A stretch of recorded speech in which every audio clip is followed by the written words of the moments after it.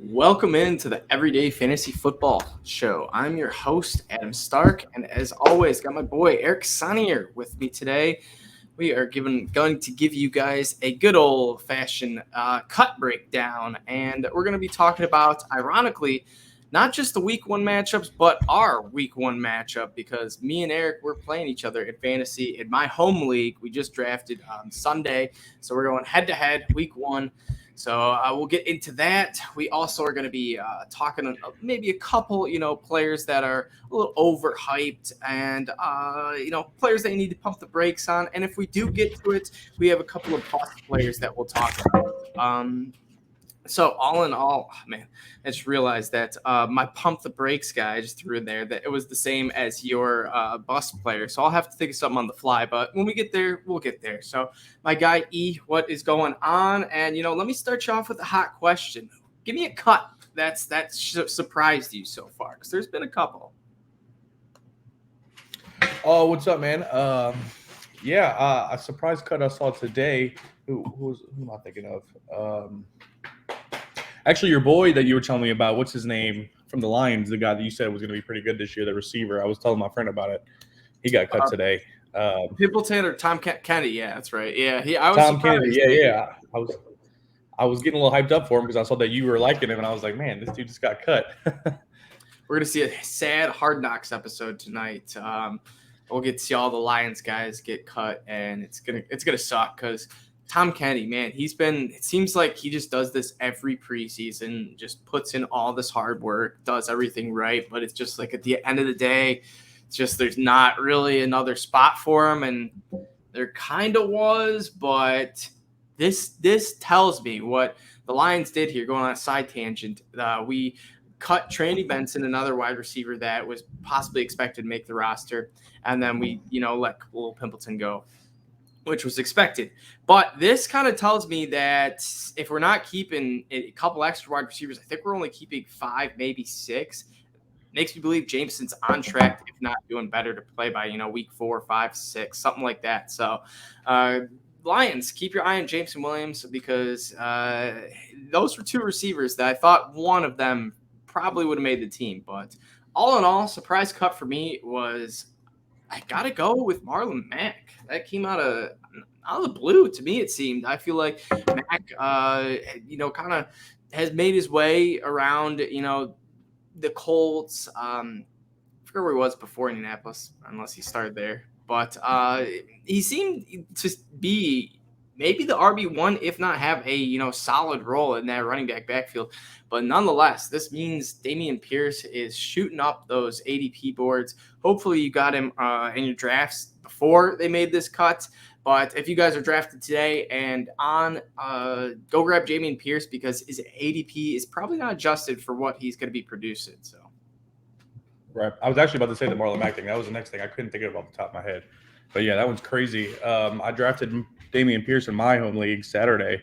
It's a deep keeper league, so it's going to sound a little rough, but it was in the 4th round. There's a lot of keepers in that league. I think it was like 84 keepers. So in the 4th, it's not too early, but it was still kind of a reach. But now I'm feeling pretty good about it. Yeah, my one buddy in the league we were drafted in the Superflex draft, he took him at like the 6-11, I think, and I totally thought that was a reach. And even if with this news might still be reach, but nonetheless, he got Damien Pearson, and he's looking like he could be a solid player. So next up, Brian Robertson. This was the other big headline.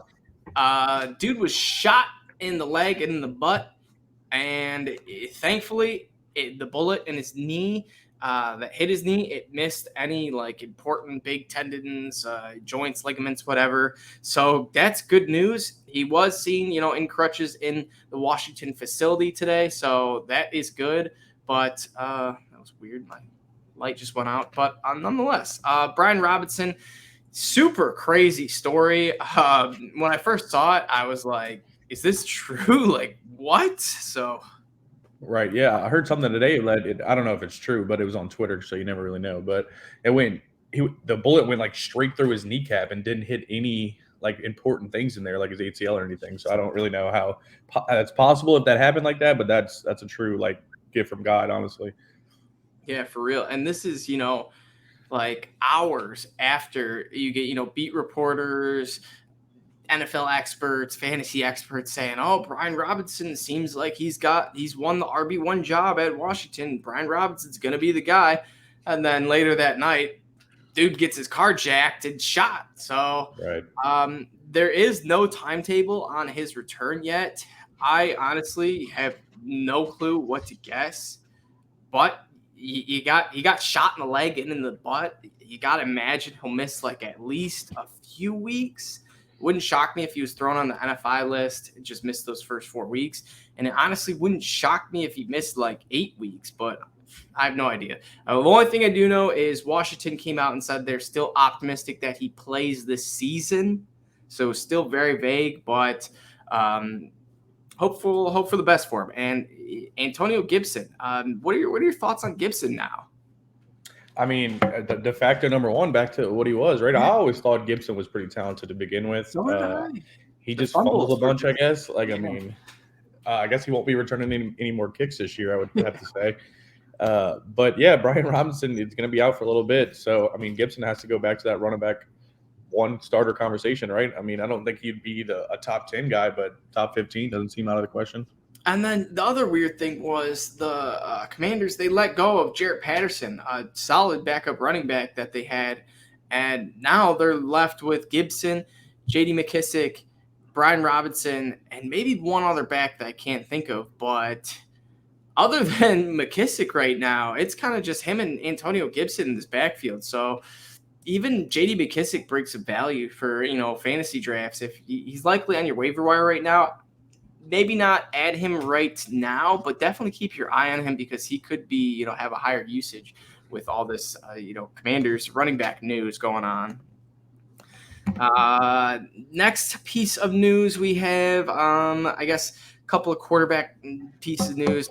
Zach Wilson and Sam Darnold both still banged up. Darnold a little worse, out expected 4 to 6 weeks with a high ankle sprain. It kind of works out, honestly, because Darnold kind of knew he was going to be out 4 to 6 weeks with, Baker coming in, as in they're likely going to give Baker 4 to 6 games, I would assume, to, prove himself. And if he's not, absolutely terrible, he'll likely remain the starter. But if Baker goes 0-6, Darnold will probably come right back into the starting job. So I don't think Baker will do that bad, but never know.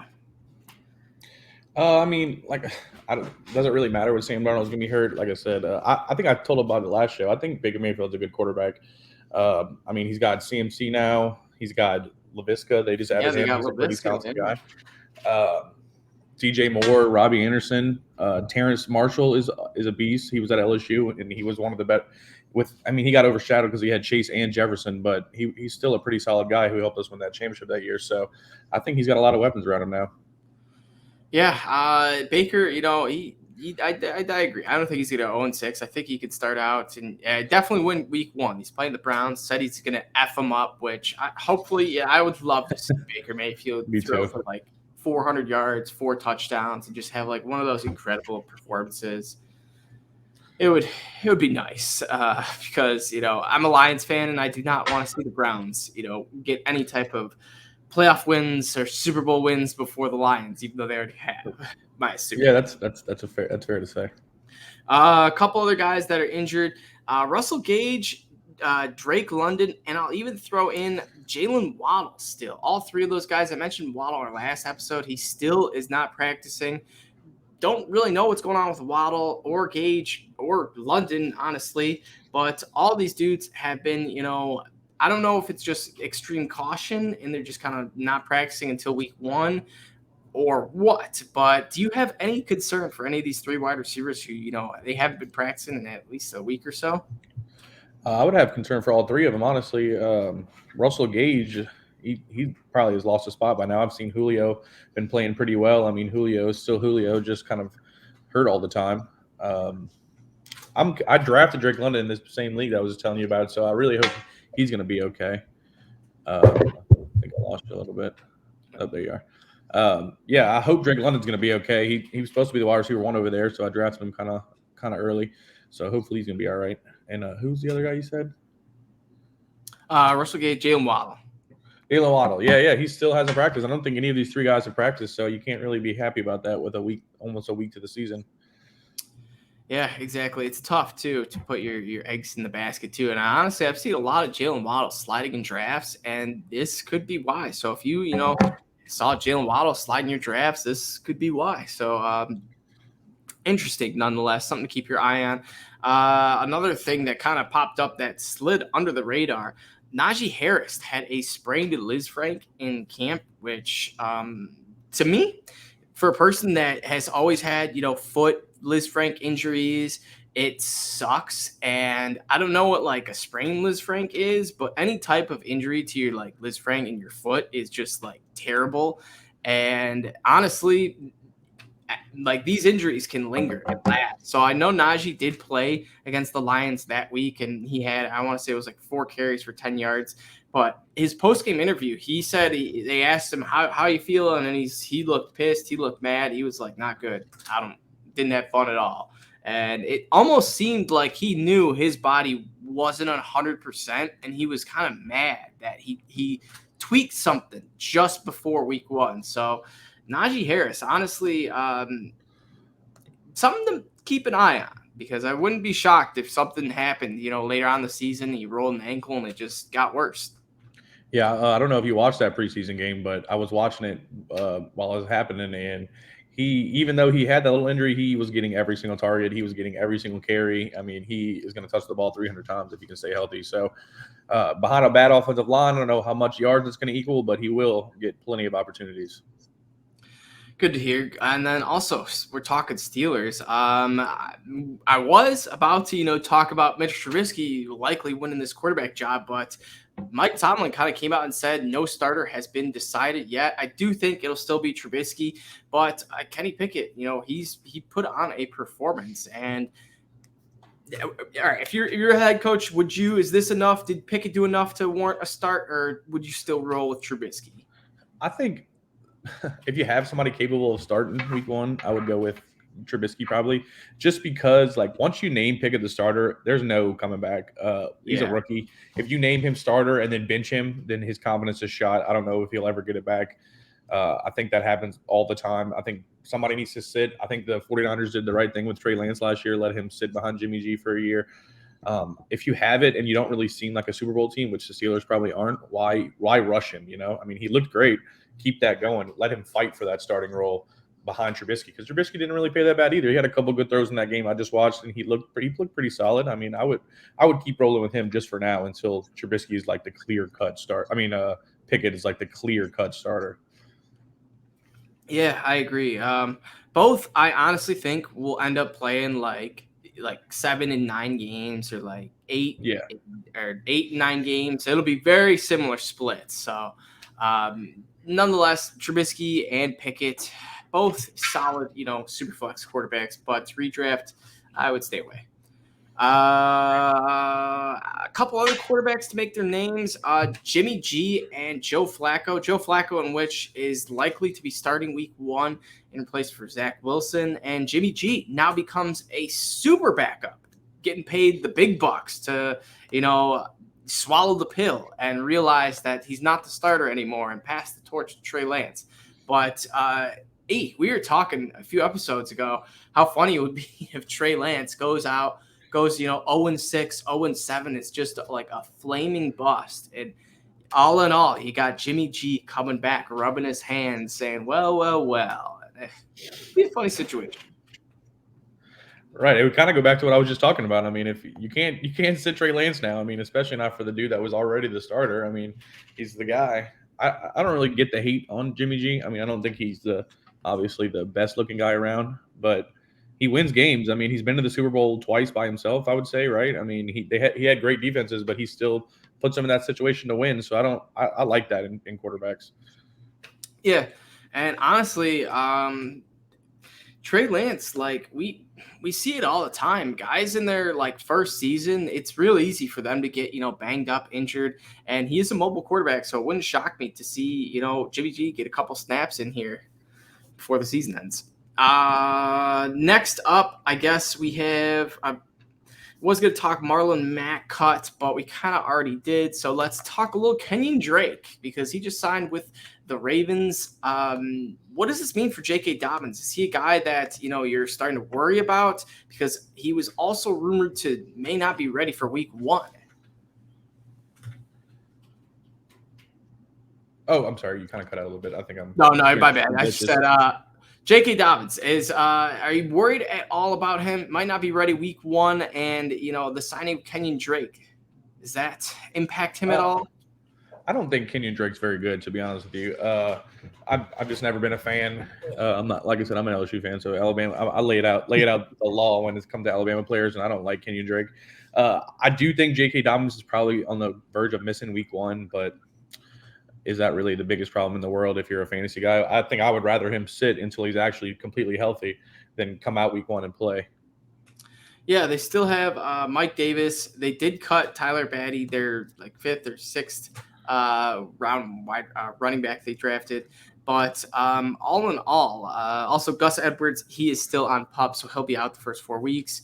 But once Gus comes back, that backfield will be pretty crowded with Davis, Drake, Edwards, and I'm drawing a blank right now. L-Jax too. He likes to run the ball a lot too. Yeah, honestly. Next up, your boy was traded, Chauncey Gardner-Johnson. What was your first reaction as you're a Saints fan? So, give me your take. I was driving at work, and then I glanced at my watch. I was like, oh, great, got him through my phone. Chauncey, I love Chauncey Gardner-Johnson just because of like his energy and what he brings to the field. I think if we had got something good in the trade, then I would have been more okay with it. But the Saints D is pretty loaded. In terms of backfield, we still got Lattimore, Debo, Roby. Those are our corners, and then you got Tyrann Mathieu and Marcus May still at safety. So it hurts more in terms of energy and the leadership that he brought to the field. But the Eagles got a good one, and he didn't really have to pay that much for him for now because this is his last year before he gets his contract. So the Saints didn't overpay for him. They got Eric McCoy coming up that they have to pay. They have Davenport they're going to have to pay, and I'm sure they got a couple more people they're going to have to pay. And, we're pretty always strapped for cash. So it was a move that had to be done.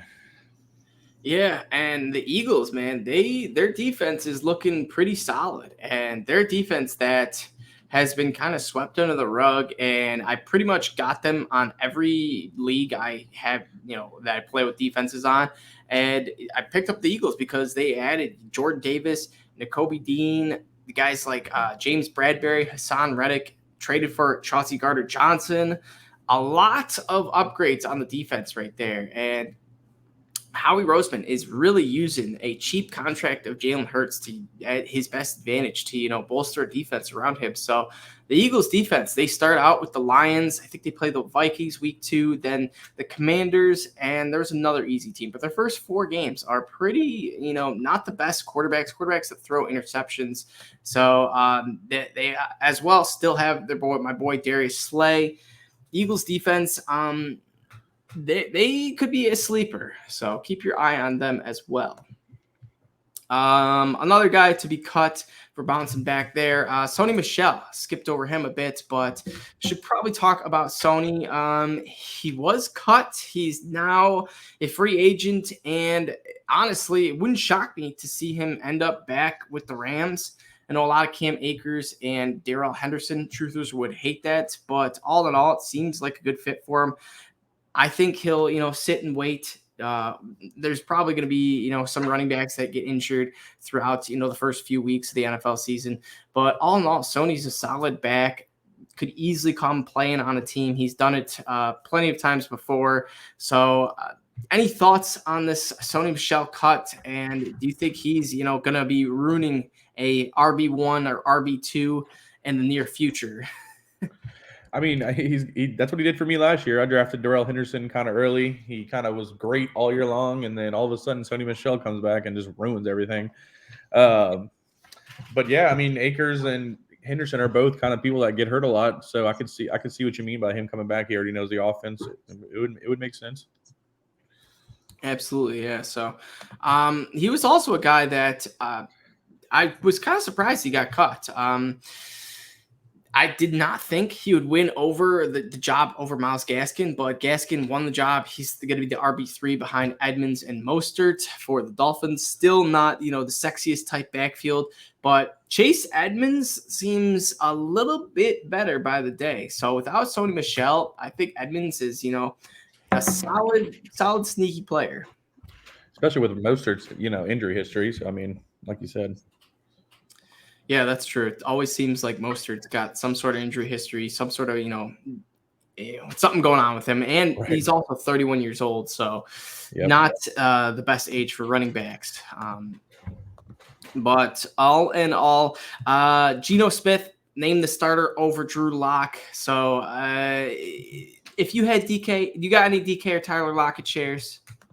I did have DK in that dynasty league, but I'm glad I got rid of him. Yeah, I'm glad I got rid of him. You did. Who would you have preferred, Geno or Drew Lock? I don't.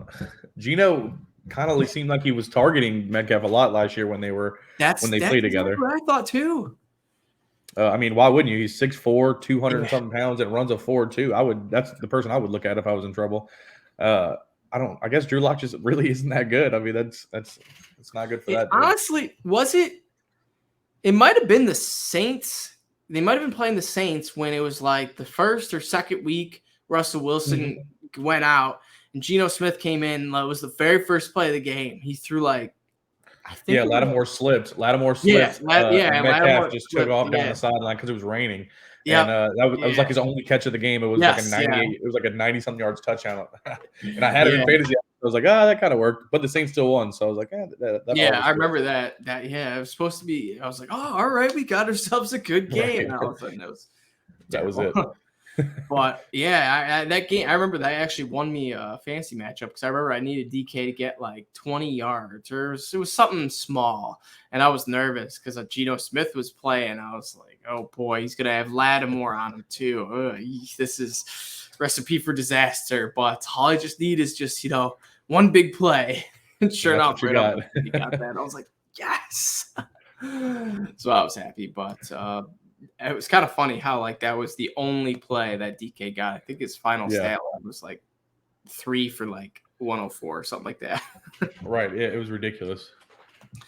We did talk a little Trubisky and Pickett, so not a whole lot of starting quarterback drama and dilemma. I'm sure there will be come mid-season, but all in all, give me one guy that you're pumping the brakes on or just a little hesitant to draft.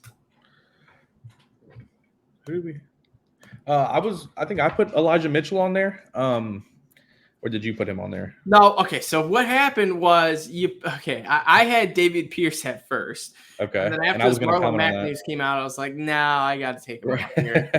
I'll let the brakes go on this one. So I put Elijah Mitchell on there, not realizing that we have Elijah Mitchell as one of our bus guys, which probably was the reason why I put him on there. I got influenced by him. That makes sense. So we'll talk about that now then. I don't like Elijah Mitchell just because I'm not really a fan of 49ers running backs. It seems like Kyle Shanahan likes to either throw the ball or run a formation of a bunch of different running backs. So I don't think Elijah Mitchell was all that wonderful last year. He was good, I guess. But he, like you said, like you have here, you got all these dudes that he went from, and I think they have 4 running backs on their team right now that are actually kind of good. Like they have Sermon, Mitchell. I can't even remember the other cool guys. But yeah, it seems like there's just a lot going on over Price, that rookie they drafted. Yeah, Davis Price. Jeff Wilson. Yep. And so it just seems like there's too much going on over there to pick him at what he's costing people right now. Yeah, I agree. And like you were kind of mentioning, Shanahan, he does not have a favorite ever. It started out, the leading rusher when he got there was Carlos Hyde, then it was Matt Breida, then it was Raheem Mostert, then it was Jeffrey Wilson, then it was Elijah Mitchell last year. So No player has done it back-to-back years. Not saying Elijah Mitchell can't, but with all these other, capable running backs, Jeff Wilson, who did it once before, Trey Sermon, who they put, a decent amount of draft stock into, and Tyrone Davis-Price, a guy they just drafted, it wouldn't shock me to see, Elijah Mitchell miss 2 games. The next thing you know, he loses the starting job for the rest of the season just because that's how Shanahan works. So, Elijah Mitchell, he's a guy that I think we should all just simmer down with. He could easily – honestly, would it shock me if he finished as a running back 1? Probably not, just because of that backfield and the workload he could get. But if he busted and finished as like the RB, 35, wouldn't shock me at all either. So Mitchell is a guy that, I agree, definitely got to pump the brakes on. And then another running back, if we're going to stay in that division, Cam Akers. He's coming off an Achilles injury, and they don't heal themselves. We have never really seen a running back come back off of Achilles injuries. We kind of have seen a few come back lately with Marlon Mack and Donta Foreman, but what just happened with Marlon Mack? He just got cut. So if he can't beat out Damien Pearson and Rex Burkhead, legs probably not the best. Donta Foreman, different story. He's playing with Chuba Hubbard and CMC. If he can hold down the fort, I don't know. But he still isn't, back to what he once was, superstar from Texas, etc. So Cam Akers, the torn Achilles, it's really interesting because we also had James Robinson tear his Achilles, and ironically, he is on pace to play this season. So we're going to see not 1 but 2 solid, running backs get, a look at how they come back off an Achilles tear. But also, like we mentioned earlier, if, Akers doesn't play well, if one of him or Henderson get injured for 3-4 weeks, they sprain the wrist, ankle, whatever, and McVay calls up Sony Michel, that's going to be bad news for both of these guys. So if they add any type of depth, I think that's going to create a big RB committee, and we've seen McVay do it before. It kind of works out for him. So Cam Akers, I'd be hesitant on him. All right, Eric, you ready to talk a little week 1 matchup and kind of just break down our sleeper draft that we just had? Yes, sir. Let me pull this up real quick. There we are. I think I got a squad on this team. Yeah, it's funny. You said, I got a crack out of it when you're like, yeah, man, I was getting sniped left and right, and someone took their second defense, the Saints defense, over mine. It was just like it was one after the other, and it got so bad that to the point of I literally got sniped on a defense. That's never happened to me before. It seemed like every time I was about to click draft, the dude in front of me would take the person I wanted, even if there was like no need for it. Exactly. Yeah. It happens, All right. So give me a little breakdown of your team. Give me a rundown of who you got. Give me one player favorite and give me your least favorite. Let's do this. Okay. So I started off hot with my boy Joe Burrow. This is a 2-quarterback league. If we didn't say that already, it's 2-quarterback Superflex league. I started off hot with Joe Burrow. And then a surprise, I thought, was Derrick Henry falling to me in the second round. It's a pretty nice little pick, but I guess not if everybody in the first round basically took quarterback. And then it kind of went down from there. It wasn't the pick before me, but I was trying to go Kamara with my third pick, but he went like 2 spots before me, so I knew that was going to happen. So I ended up taking somebody I've never taken before in a fantasy draft. I always stay away from him, but it was Saquon Barkley. I always stay away from Saquon. But I don't know. I think he could be all right this year. With he looked pretty strong in the preseason when I saw him play. And then I finished off my other quarterback with Justin Fields, who I think is going to be really nice this year in the 4th round. So I like those. I think that 4 is a strong 4 to start your draft. Fields is going to get a lot of rushing yards, and Burrow just has endless weapons over there. So I think he's going to be pretty good too. I like it. Yeah, Justin Fields, you stole him from me. I was looking right at him. Let me see if I can pull up the draft order. But he was a guy that I was looking at towards the later rounds, and I remember I didn't know who took him from me, and then I saw it was you, and I was like, that son of a man. And it was funny because I was hyping him up, talking him up. the episode before. So I was like, that son of a bitch, he must have been taking it out. There's a couple picks that you did the same thing with me, so I don't want to hear it. I saw a couple dudes on your team. I was like, this man. But I saw a little quarterback run going in the 4th and 5th. I was like, dude, if I don't get another quarterback here, I'm going to be stuck with like Tannehill or something. Well, what happened to me is I didn't really realize it, but I did the infamous drafted 2 quarterbacks with the same bye. So ironically, it wasn't the reasoning for me drafting my 3rd quarterback, but I worked out. So I took Jalen Hurts, Kirk Cousins early on, Hurts with the 111, and then I went Ekeler 2-2, and then Cousins with the 311. And then I don't know why. I didn't like any guys on the board. And like your Saquon Barkley pick, I took a dude that, have never owned a single share, not in Dynasty, not in rookie drafts, not, ever. And that's Mac Jones. I went with the guy from New England, and I figured, if anyone could turn a guy into Tom Brady, it could be the guy that made Tom Brady. Maybe not made Tom Brady, but you know what I mean. And Bill Belichick. So granted, Matt Patricia is, calling offensive plays, which I really don't believe.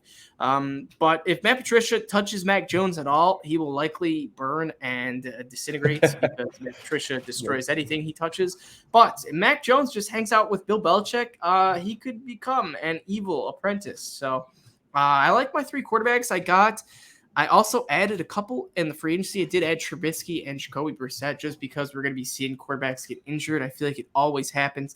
Last year, I made the mistake of I got Pat Mahomes as my QB1. And I was like, sweet, I can wait on quarterbacks. Well, I waited too long. And I had Justin Fields, ironically, as my QB2. And we know how that went last year. So that was very painful. I also had Ben Roethlisberger, who helped noodle armed his way into, just some decent games for me. But all in all, wasn't the best. So I loaded up on quarterbacks this time. I made sure not to make the mistake. My 3 wide receivers, I went with Mike Williams, Brandin Cooks. I was so pissed that Allen Robinson got sniped right before me. I wanted him so bad. But Robinson went at the 7-10. I took Cooks at the 7-11 and then followed him up with Juju. So I think those 3 wide receivers are solid. The only thing I'm a little questionable about is my running back 2. I got Rashaad Penny and Miles Sanders at the running back 2. I also grabbed Gainwell and Isaiah Pacheco, who could, maybe do something. Pacheco, thanks to you, That's all. He was the one I was talking about, actually. Yeah, and Dobbs. Dobbs. Yeah, I was like, I'll cue both these guys up, and it kind of came to. I was like, I probably should take one of these guys before it gets back. I'm pretty sure Dobbs was queued up for me on that very round when I wanted to take Jarvis Landry instead, but I was definitely gonna go Dobbs, and I was like, this dude just. I wouldn't be. I knew that's why he took him. That's hilarious. And then I went. I took a couple other guys like Michael Gallup, and also Kyle Pitts. That's my tight end too. So, all in all, it says you are projected beat me, but I don't have a kicker or defense. But I did do the math, and I subtracted your kicker defense, and you still are projected to beat me by like a point or 2. So it'll be interesting. I didn't even tell you about the rest of my team. I only told you my 4. So my receivers, I ended up getting Sutton, who I think is obviously a wide receiver 1. Honestly, I'm looking at my team, and it's looking a lot like that Mako we did on our last episode. If you combine our teams, we drafted like quite a few players off of like our mock. You got Fields, I got Dubs, Pacheco. I think I took Gainwell. Yeah, you did. You got Gainwell. I like Kmet. I kind of the day before that, somebody sniped him for me, and I was like, I'm not losing this dude again because I think he's going to be a beast. I got Courtland, Michael Thomas. I went Zeke late, like I suggested y'all do if he falls to you guys late. And I got a solid little bench too. I think it's going to be a good matchup. I think both of our teams are pretty solid. Yeah, I hope so. Hopefully it's not a blowout one way or another. All in all, I will say if Sanders and Penny don't stay healthy, I could be in a bit of trouble. I'll be looking to make some trades. I got the draft board up here, and it was funny because CeeDee Lamb. He was a guy I was actually supposed to get him. And by that, I mean, I would have gotten him, but my buddy had bad service and he timed out. So it auto drafted him CeeDee Lamb, and he didn't even want CeeDee. So if it would have definitely been an interesting draft if I, got CeeDee, I probably would have taken him over Pitts right there. But I did wait. I saw you click Pitts pretty quickly. I remember that because I was like, man, why is this dude timing out in the 3rd and 4th round? And then I saw Pitts like instantly. I was like, this dude had him. He was ready for him. Yeah, and then the one guy, Allen Robinson. That was probably my biggest snipe. I think Juju, I like him a lot at the 8-2. I think he brings some solid value. And then, of course, guys like, Dubs at the end, I think he can, be some upside. I had the 7th pick too. That's just not a fun pick to pick from, especially in like this kind of league where quarterbacks go early. So you really don't know if you should reach on one or if not, because you never know who's going to fall back to you because you basically have to wait a full round in between picks. So that's cool. All right. So according to the Better Fantasy app, which allows you to place picks on your, players, it says that you're a 12.5-point favorite, but that's counting your defense kicker. So it'll be interesting. It says the over for your team is 121.6, and you have the money line favored minus 245. So interesting. That's cool. They do the little money line. That's awesome, actually. Yeah, it's a cool little. I'm actually running their social media, small little plug, Better Fantasy, if you guys want to follow them. But yeah, I run their social media, and it allows you to, essentially, make picks on your fantasy football team. So it only works with Sleeper and Yahoo right now. But yeah, definitely check them out on Twitter. And as always, check out myself on Twitter at EverydayFFB. Check out you, Eric, at Eric07294. Check out Fantasy Six Pack at Fantasy Six Pack, and check out their stuff. All in all, they got all those season passes going with, the Discord chat. You got your premium rankings. You got award-winning rankings, all that good stuff. Just head on over to fantasy6pack.net, and you'll see all that good stuff. Eric, is there any player that, if we could just redo this draft, that you could make a little flip-flop on? Is there any guy that you'd like to do that with, or is your team as perfect as it can get? No, I would let that 3-4 fall, that of Kamara pick fall to me at 3-7. I always got to get – I didn't get him in any drafts this year, man. It's just – you hate not getting your guy. There was another guy – there was another receiver that I wanted that he ended up getting taken as well. I can't remember who it was. But I ended up taking Michael Thomas again because he got picked. I think it may have been Jerry Jeudy because I was like, no, not Jerry Jeudy. I already had Sutton. Maybe it was Gabe Davis. But I kind of like the Michael Thomas pick anyway because I still think he's going to be okay. And like I said, Kamara falling to me would have been okay. Yeah, I will say the pick that I wish could gotten flipped, and that's I really, especially with how my QB situation went, I wish Javonte Williams would have fallen to the 3-11. He got taken at the 3-8. And pick 3-9 was my dad, who I know for sure wouldn't have taken him. And 3-10 was he did take a running back, so maybe he takes him, but he took Aaron Jones, so we would have the choice between Jones or Javonte. But nonetheless, I wish I could have got, honestly, any running back in this 3rd round, if it'd be Kamara, Chubb, Saquon, Javonte, or Aaron Jones, I'd take any of those guys over Kirk Cousins. But got Kirk Cousins in this situation, so nothing wrong with our boy Kirk. Mr. 4,000 yards, still has Jefferson, Thielen, Irv Smith, and Dalvin Cook, so should have a solid season. I'm pretty sure you picked him in that mock draft too. Remember? I actually did. Yeah, he was my one quarterback. That's right. Jeez, pretty much pen to paper how that mock went. I guess that's kind of about it for the old draft. All right, let's dive into a couple players that we think are going to bust. We did talk a little about Elijah Mitchell, who we, had as ironically our pump the brakes guy. So pump the brakes or bust candidate, whatever you want.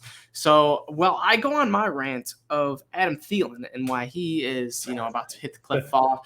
Try to come up with a bust candidate. If not, we'll figure out a guy.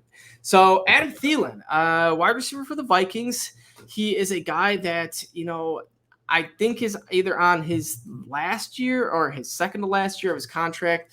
So, he's towards the end of his wide receiver lifespan. But all in all, we saw Justin Jefferson emerge into a wide receiver one caliber, wide receiver these last 2-3 years and really take over the spotlight. So that was the start of it. Thielen is getting older by, the day. He's just a guy that I thought would fall off last year. Started off, phenomenal, had those 7 touchdowns. I think it's 7 straight games or something crazy like that. And then he did kind of fall off in the back half of the season. He didn't do so well. I remember last year, a lot of his games, he was super touchdown dependent, in which if he didn't have a touchdown, he was like the wide receiver 40 or worse. So I know these are kind of vague stats, but Thielen, I'm pulling the stats up right now. So yeah, he started off 4 touchdowns in his first 3 games, but when he wasn't scoring touchdowns, he finished with 6 points, 5 points, 7 points, and then 5 points again. And so those were whatever games I said, 4 games that when he didn't score, he essentially busted. So now you got Irv Smith, healthy season coming back, and Dalvin Cook being healthy, and Justin Jefferson just being that guy now. It's hard for me to believe that Thielen will still be that red zone guy with Kirk Cousins. And granted, it seems like he's always been there with Kirk Cousins, always been that go-to guy. And part of me is like, no, it wouldn't shock me to see Thielen still get those touchdowns. But if he doesn't get those touchdowns, he's absolutely going to bust. So Thielen, he only had 1 game of over 100 yards last season, only 1 game with double-digit receptions, only 3 games with double-digit targets. So it's starting to fall off. The cliff is coming. He was out his last pretty much from weeks 13 on. He played 37% of snaps in week 16, but that was it. So Adam Thielen, he is a guy that I definitely think is starting to hit the wall. We've seen it start to happen before with these older wide receivers, and Thielen, I think, is next. And not to mention, at 32 years old, he's I think he's just 1 year younger than Julio. I think Julio's 33. So nonetheless, 32 is an old age, and Adam Thielen, he's a guy that I want no part of this year, despite his awesome first name. I like Adam Thielen, man. I really do. I kind of understand all the things you said. I think the only thing that stops him is injuries. I don't think he'll be obviously the Adam Thielen of a couple years ago with Diggs, but I do think he'll be pretty good. But I could see what you mean by all those points. So I did think of a guy. Go ahead. I'm sorry. No, I was just saying, it's just I don't know. I'm just trying to I'm gonna do this every year for Thielen until he does hit the cliff, because it's like right there, right. And that's kind of how I felt. That's how I felt with Julio too, and I did kind of get it right with, I didn't essentially call it on, paper, but in my own mind, I was kind of thinking, all right, this is going to be the year I'm staying away from Julio. And that was last year. That Titans, when you went to the Titans, I was just like, I don't care. It's going to be this year. And if not this year, next year, et cetera. So that's what I keep saying about Tom Brady every year, but dude keeps coming out slinging it. But my guy I was thinking of, I think I might have to hide my Twitter because I'm going to get killed after this comment. But I think my guy is Breece Hall. A lot of people are real high on this guy right now, but I've never really liked Breece. I like Breece Hall as an athlete. I like Breece Hall as a prospect. I just don't like his situation. He's on the Jets, who just lost their quarterback. I mean, Joe Flacco's okay, but they're still the Jets. Let's be honest here. Are they really that good to begin with? And are they really going to be able to support 2 different running backs? I think that Breece Hall, even if he does become the starter, he'll be the first down, second down guy. Michael Carter isn't just going away. I mean, he's only a second-year player. He still is going to catch balls. He's still going to play on the field. I mean, they haven't even named him the starter yet, and people are drafting him in the 3rd and 4th round of redrafts, and I just think that's way too early.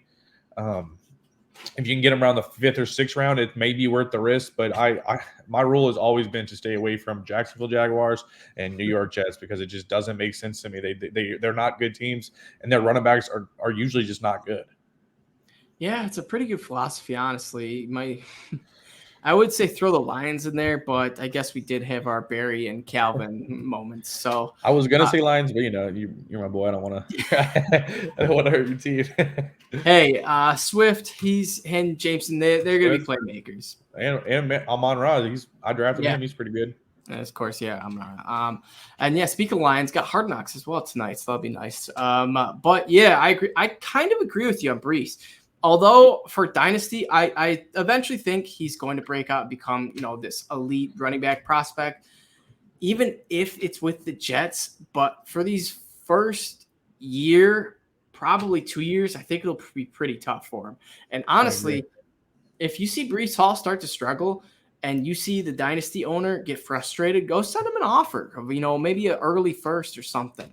See if he wants to, ship Hall out if he's done, because this dude is just so talented and he will make a name for himself. And even if, it doesn't work out, there's still a situation of, Leonard Fournette where he goes to a different team, gets traded, just gets abruptly cut because, the Jets are such a poorly ran franchise, and, finds his way with another home like Fournette did with, Tampa Bay, and just becomes an RB1 like Fournette did. So I could see that route. But as of right now, Michael Carter, you're right. He's not just going to poof, disappear and just all his touches are going to go away. He'll still get work. The coaches don't want to, give Brees Hall, 300, carries a game, not a game, but, a season, and just, pile him up. So I do think it'll be a bit of a committee. And Michael Carter, he looked decent last year. And as long as he's looking decent, gaining, yards and having a respectable average, he's not just going to, disappear unless Brees Hall is just a superstar, which could happen. He's an athlete. Yeah, he is, which he is. So there is that small chance, but the Jets, like you mentioned, no Zach Wilson for at least week 1, maybe longer. And then also the one thing you didn't mention, no Mekhi Becton. They're starting, I think, left tackle, right tackle, I don't know. But starting tackle nonetheless ruled out for the season with a knee injury. And all in all, this Jets offensive line has just been, pretty banged up and, can't seem to stay healthy. So Brees Hall, yeah, don't blame me there. All right, I got one last question for you. Okay, so in my home league, I've been contemplating this back and forth all day. This guy's offering me Jarvis Landry and Sterling Shepard for Isaiah Pacheco and Khalil Herbert. So it's because he has Clyde and Monty, so it makes sense why he wants them.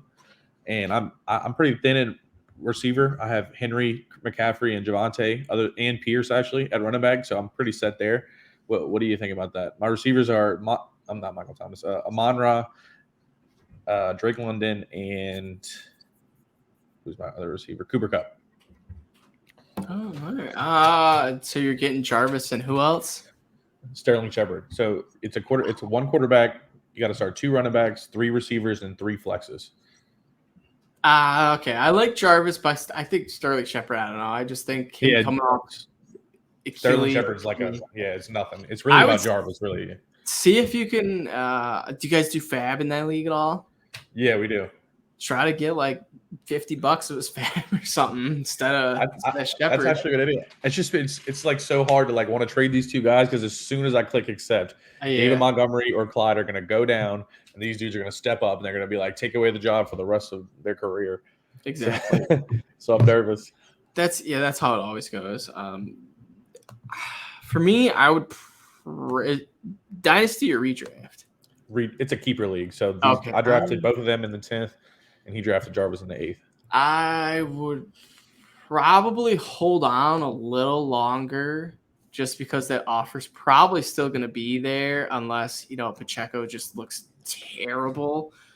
But Pacheco and Herbert aren't 2 guys that are will get enough play time for them to look bad enough to scare off a trade suitor. So I think I'd hold him, because if Clyde does go down, if Pacheco just looks phenomenal and they start to use him more and more and more, and then all of a sudden he's takes over the role come week 8, then you'll definitely be kicking yourself. So for me, I'd probably hold on to Pacheco and Herbert. But if he upped his offer from Landry, it's something else, then. Maybe. That's what I think. I denied it. I tried to go. Actually, funny enough, I tried to go those 2 for Thielen. He wasn't about it. So I think you're right. I think I'm gonna hold off for now. I like it. Well, that should do it for the Everyday Fantasy Football Show. As always, thanks everyone for joining. And as always, check us out on Twitter. Check me out on Twitter at EverydayFFB. Check E out on Twitter at Eric07294. And check out Fantasy Six Pack on Twitter at Fantasy Six Pack. As always, they got awesome season passes going on over at FantasySixPack.net. You can do different tiers, all sorts of season passes you can get. They have Discord chats you can join, Premier rankings, Discord advice, all sorts of good stuff. Check it out at FantasySixPack.net. But you got any last comments? And are you all finished with all your drafts? I got one more tonight, and then I'll be done. Unfortunately, yeah. I was at work today, like a little bored, and I was like, man, I want to do a little mock draft. But I was like, what's the point? Exactly. Yeah. Yep. All right. One more, and then I'll be done. So I will give you guys a recap how that goes. But as always, see you all next week.